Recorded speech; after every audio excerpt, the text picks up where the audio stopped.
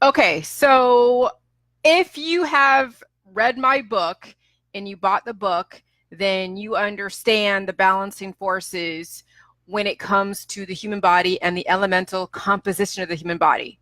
So if you've ever looked at the actual elemental composition of the human body, you will see that salt is the ninth element.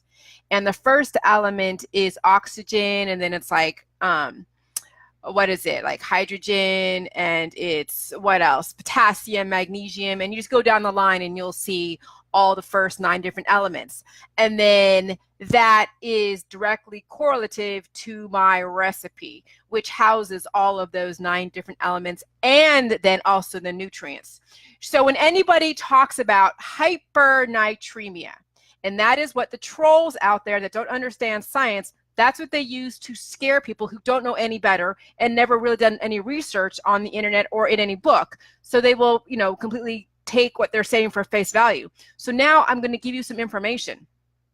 Hyponatremia, H-Y-P-O, means that you're not getting enough electrolytes. It means that you're dehydrated. It means go to the hospital, go get salt and dextrose and water into your system so your body can now finally function the way it's supposed to. Okay, so that's hyponatremia, not enough salt. Now we have hypernatremia. That is when your body gets too much salt and not enough water. But guess what? With the protocol, with my recipe, you have water, you have the sodium and the salt with the minerals, and you have the lactobacillus, and you have the minerals in the salt and the nutrients in the cabbage and kale. And so when you get thirsty with my protocol, guess what you do? You drink water. And that balances out anything that could potentially be what could be harmful. And then with the healing symptoms, we're now looking at context. And that's when you have to understand in my book where I talk about homeostasis interruption.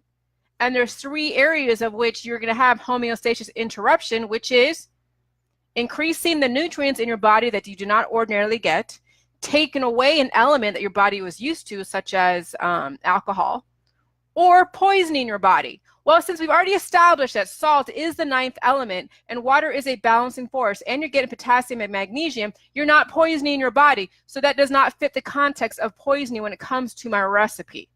So I don't want to hear anybody using the salt as a fear-mongering tactic against my protocol, because when you actually look at my information, which is the science in my book as well as free on my website, your argument against my protocol because of hypernatremia does not hold any water. Pun.